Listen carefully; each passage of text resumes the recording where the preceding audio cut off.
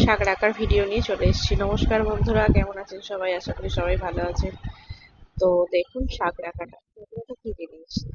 তো শাক রাখা হচ্ছে আগেকার প্রথা অনুসারে 13 রকম বা 15 রকম বা 11 রকম শাক দিয়ে প্রথমে সকালে হরি মনসার পুজো হবে, আর বিকেলে ওই 13 রকমের শাক কচু পাতার মধ্যে মুড়ে সিঁদুর লাগিয়ে রাস্তায় রাখতে হবে।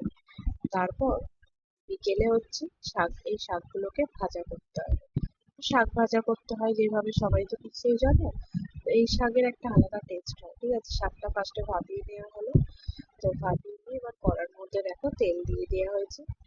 তেল দিয়ে তার উপর শুকনো লঙ্কা এবং পাঁচফোড়ন ফোড়ন দেওয়া হলো।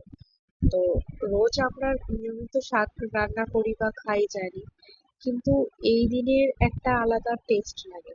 আপনারা হয়তো এবার অনেকেই বলতে পারেন যে শাক ভাজা কিভাবে করতে হয়, সেটা কি জানি না আমরা। কিন্তু যে যেভাবে করে ঠিক আছে, কিন্তু এটা একটা ঠাকুরের নিয়ম। তো তো এটা ভালোই লাগে খেতে। শাক ভাজা হয়তো বাড়িতে সবাই খায়, কিন্তু এর টেস্ট একটা আলাদা রকম। এটা বিকেলে করতে হয়, জানেন তো বন্ধুরা। তো ওই ফোড়ন দিয়ে তারপর শাকগুলো দিয়ে নুন মিষ্টি দিয়ে যেরকম ভাবে ভাজতে হয় তো জানেন। তো শাক ভাজাটা দিয়ে আমাদের রাত্রে সবাই রুটিতে খাওয়া হয়। আর এই নিয়মটা কাদের কাদের আছে যদি আমাকে একটু জানান, খুব ভালোই হয়।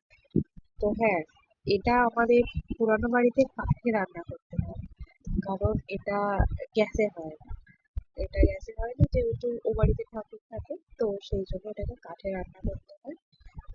এই শাকটা ভাজা করে আর সবাইকে বাড়ি বাড়ি একটু, মানে বাড়িতে যে কজন থাকে সবাইকে একটু একটু দিতে হয়, যেহেতু এটা ঠাকুরের প্রসাদ। তো তো এটা বর্ষাকালে শ্রাবণ মাসে, তো শ্রাবণ মাসে হয়।